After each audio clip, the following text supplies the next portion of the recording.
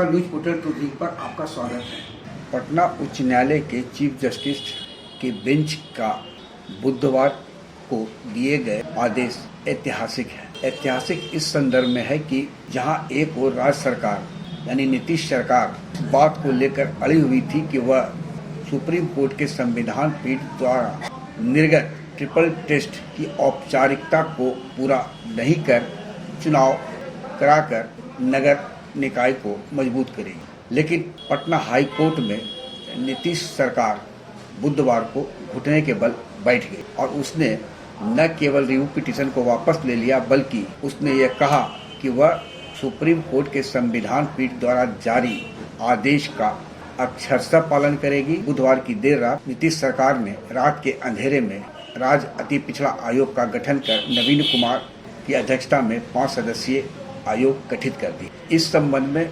Supreme court के AOR यानी advocate on record Rahul Shyam Bhandari ने जो बुधवार को सुप्रीम कोर्ट के 3 वरिष्ठ अधिवक्ता विकास सिंह, मनिंदर सिंह और दिनेश द्विवेदी के तर्क और बहस को याचिकाकर्ताओं की ओर से चुनौती दे रहे थे का कहना है कि राज्य सरकार पटना उच्च न्यायालय के चीफ जस्टिस बेंच के सामने घुटने पर आ गई। राहुल श्याम भंडारी ने कहा कि एक तो राज्य सरकार पहले कह रही थी कि पटना उच्च न्यायालय के आदेश को वह सुप्रीम कोर्ट में चुनौती देगी, लेकिन राज्य सरकार यह जान रही थी कि सुप्रीम कोर्ट में दांव उल्टा पड़ सकता है। ऐसे में उसने यानी राज्य सरकार ने पटना उच्च न्यायालय में रिव्यू पिटीशन फाइल कर दिया।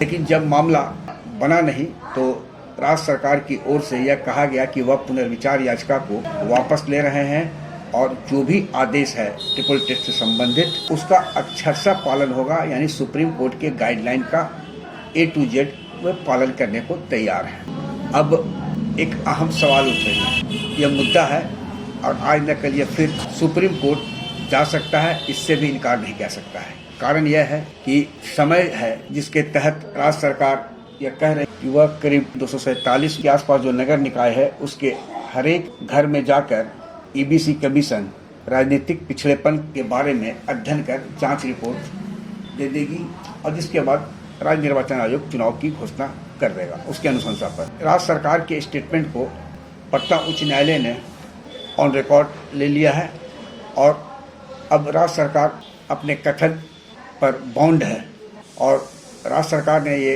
पटना उच्च न्यायालय में कहा है कि वे ट्रिपल टेस्ट जो पहले वह डिनाई कर रहे थे उसका अनुपालन करेंगे और राज्य सरकार ने EBC कमीशन को डेडिकेटेड कमीशन के रूप में मान्यता देते हुए बुधवार को इसकी घोषणा भी कर दी है।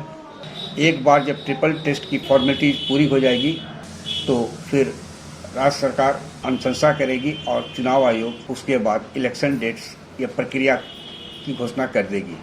राहुल श्याम भंडारी कहते हैं कि कल की यानी बुधवार की जो जजमेंट है पटना उच्च न्यायालय का, उससे यह स्पष्ट है कि जो अभी राज्य में नगर निकाय चुनाव था वह पहले से ही पीछे चल रहा है। समय सीमा के अंदर जो चुनाव होना था वह नहीं हुआ है। ऐसे में ट्रिपल टेस्ट जो कि 247 म्यूनसिपल एरियाज में किया जाना है वह संभव नहीं है कि 1 महीने के अंदर वह पूरी हो जाएगी। वह अव्यवहारिक है जो राज्य सरकार ने पटना उच्च न्यायालय में कहा है और यह एक मैराथन टास्क साबित होगा राज्य सरकार के लिए। लेकिन राज्य सरकार ने यह वादा किया है पटना उच्च न्यायालय में कि वह हर हाल में जितना जल्द होगा इस ट्रिपल टेस्ट की प्रक्रिया को पूरा कर लेगी आयोग के माध्यम से। राहुल श्याम भंडारी आगे बताते हैं कि अगला कदम यह होगा कि final completion of exercise by commission को देखना है और उसके बाद ही आगे का भविष्य चुनाव से संबंधित प्रक्रिया पर निर्भर करेगा। आग्रह है कि इस वीडियो के लिंक को लाइक, शेयर, सब्सक्राइब अवश्य करें। धन्यवाद, नमस्कार।